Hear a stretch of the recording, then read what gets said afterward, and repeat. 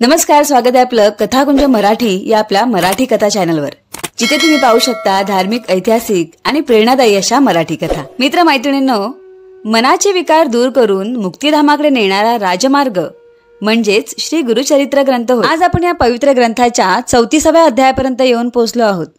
तरी अजूनही तुम्ही जर या अध्यायांचं श्रवण वाचन केलं नसेल तर आजपासून नक्की सुरुवात करा आणि गुरुसेवेमध्ये रुजू व्हा. शुद्ध पवित्र मनाने या ग्रंथाचे वाचन श्रवण केल्यास आपणास अनेक आश्चर्यकारक परिणाम पाहाव्यास मिळतात. या अध्यायांचा अखंडितपणे लाभ घेण्यासाठी कथाकुंज मराठी या आपल्या मराठी कथा चॅनलला सबस्क्राईब करा, म्हणजे आपल्या चॅनलवर अपलोड होणारे नवनवीन व्हिडिओज तुमच्यापर्यंत सहजच पोहोचतील. सादर आहे श्री गुरुचरित्राच्या मराठी अनुवादाच्या मालिकेतील अध्याय 34वा, रुद्राध्याय महिमा. श्री गुरु नरसिंह सरस्वती त्या ब्राह्मण पतिपत्नीला म्हणाले, पराशर ऋषींनी भद्रसेन राजाला रुद्राक्ष महिमा सांगून त्याच्या पुत्राचे व प्रधान पुत्राचे पूर्वजन्माचे चरित्र सविस्तर सांगितले. ते ऐकून राजाला अतिशय आनंद झाला. पराशरांच्या चरणांवर लोटांगण घालून तो म्हणाला, मुनिवर्य, माझ्या पुत्राचा पूर्वजन्म वृत्तांत तुम्ही सांगितलात. गतजन्मी माझा पुत्र सुधर्म व प्रधान पुत्र तारक हे दोघे कुक्कुट व मरकट होते. त्या गणिकेने दोघांच्या गळ्यात रुद्राक्ष बांधले होते. त्या केवळ अजाणतेपणे घडलेल्या पुण्याईने या जन्मी ते आमचे पुत्र झाले आहेत.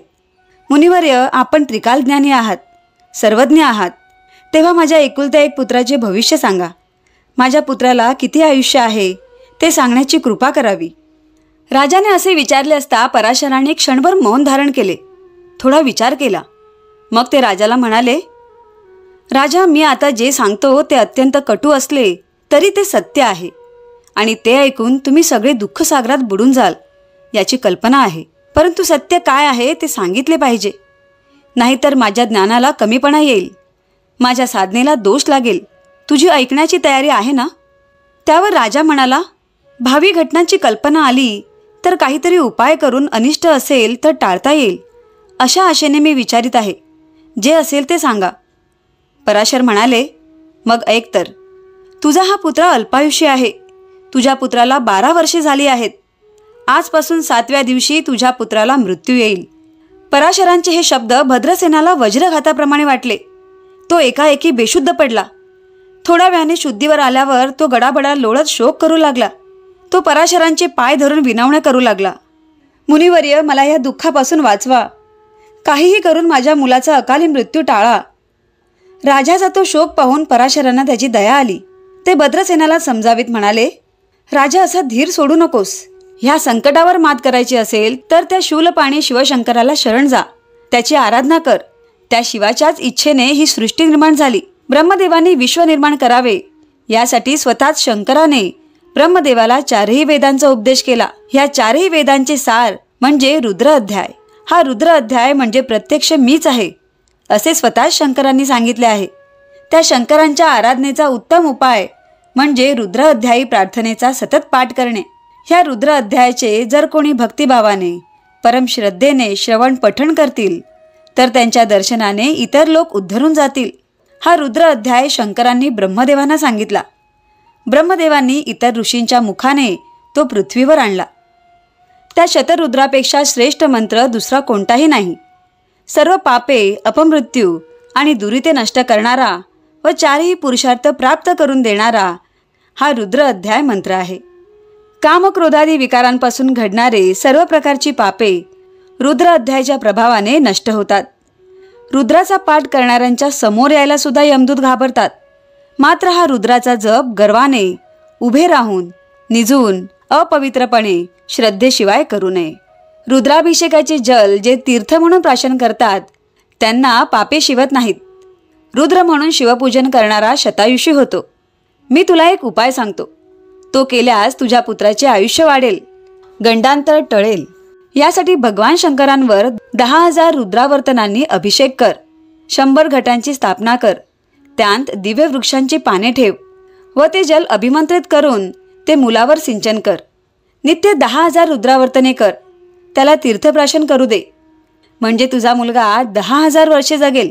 पराशरांनी असे सांगितले असता भद्रसेन राजाने विद्वान ब्राह्मणांना बोलावून रुद्रानुष्ठान सुरू केले. शंकरांवर अभिषेक सुरू केला. त्या अभिषेक जलाने राजाने पुत्राला स्नान घातले. हे रुद्रानुष्ठान अखंड 7 दिवस चालू होते. 7व्या दिवशी राजपुत्र अचानक बेशुद्ध पडला. हे पाहताच पराशरांनी त्याच्यावर अभिषेकाचे जल शिंपडले. ब्राह्मणांनी दिलेल्या मंत्राक्षता त्याच्यावर टाकल्या. त्यावेळी सूक्ष्म रूपाने तेथे आलेले यमदूत राजपुत्राच्या जवळ येऊ शकले नाहीत. त्यांनी यमपाश टाकून प्राण खेचण्याचा खूप प्रयत्न केला, पण त्याचा काहीही उपयोग झाला नाही. त्यावेळी दंडाधिकारी शिवदूत तेथे आले. त्यांनी यमदूतांना झोडपून काढून पळवून लावले. त्यामुळे राजपुत्र शुद्धीवर आला. ते पाहून भद्रसेनांच्या डोळ्यातून आनंदाश्रू वाहू लागले. पराशरांना आनंद झाला. ते राजाला म्हणाले, आपण जिंकलो. तुझ्या पुत्रावरील मृत्यूचे गंडांतर गेले. मग त्यांनी सुधर्माला विचारले, बाळा, जे काही झाले त्यातले तुला काही आठवते का? सुधर्म म्हणाला, एक महाभयंकर असा कालपुरुष मला पकडून नेण्याच्या बेतात होता. त्याचवेळी 4 दिव्य पुरुष धावत आले. ते शिवशंकरांसारखे दिसत होते. त्यांनी त्या काळपुरुषापासून माझी सुटका केली. हे ऐकताच राजा भद्रसेन भगवान शंकरांचा जय जयकार करू लागला. नगरात सगळीकडे आनंदोत्सव सुरू झाला. राजाने भरपूर दानधर्म केला. सर्व ब्राह्मणांना भोजन व दक्षिणा देऊन त्यांचे आशीर्वाद घेतले. पराशरांना महासनावर बसवून त्यांचा मोठा सन्मान केला. त्याचवेळी नारद मुनी तेथे आले.